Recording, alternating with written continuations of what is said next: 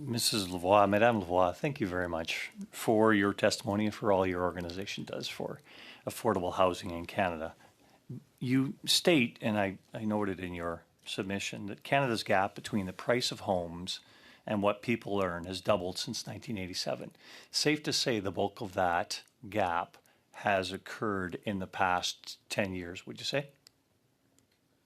I don't have that statistic in front of me. I don't think that one was in my brief necessarily, but we have certainly seen an acceleration in a gap in the families that we serve. Thank you. No other G7 country has seen such a stark deterioration in housing affordability. Again, a quote from your website, actually. A lot of this is inflation. A lot of inflation is driven by government policy, of course.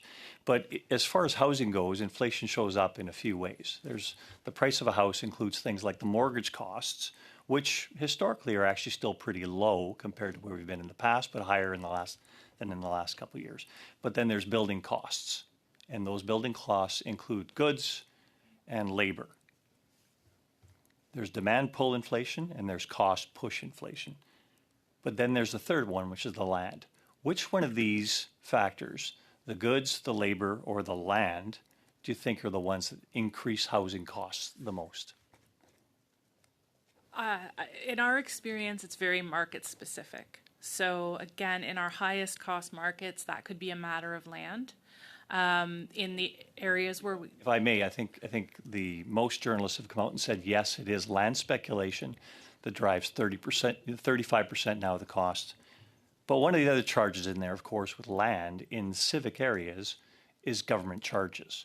So there is a significant amount of taxes and civic charges at all three levels of government that the government collects taxes for that accounts for about 35% now of the cost of homes, which is a significant increase over the amount even 10 years ago. Is that impacting your operations at all? Fortunately for us at Habitat Humanity, we are often exempted from some of those fees and charges. It's one of the advantages of investing in non-market home builders is that we get additional financial efficiency.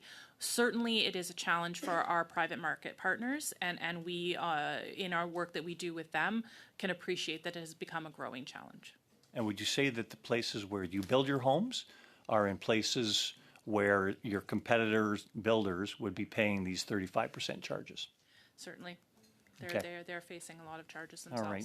Thank you. The government's announced a $13 billion Build Canada Homes project here. And that $13 billion is going to go into competition with other home builders, of course. $13 billion is being thrown into the house building pool, if you will. Do you think that that's going to have some cost push inflation on other homes that are being built, such as the ones that you built?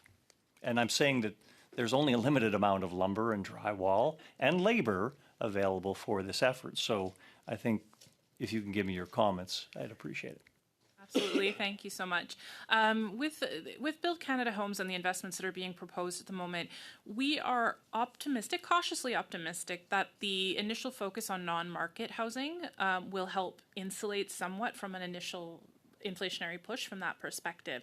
I think it's a smart strategic move to actually begin with the non-market sector where the deepest housing need is, and to work with the kind of builders that, again, going back to purpose-built homes, which seems to be a theme for me today, we are building purposefully for affordability.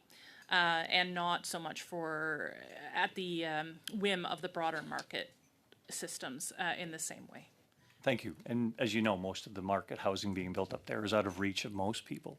But the thing about government policy in all respects is government policy affects everything. So if a government's running significant deficits ad nauseum going forward here, it's going to affect inflation. And then inflation is going to affect your house prices, and therefore the affordability mix is going to be very clear for the people that you serve. How bad do you think that's going to be if you take a look at what's coming forward here from this government's continued escalating deficits? About 20 seconds for a response. Looking at broader inflationary pressures is a little bit out of my remit. I'm a housing nerd and myself, but I do think we have to be mindful that affordability could continue to be a challenge and make careful and strategic choices as we move forward. Thank you.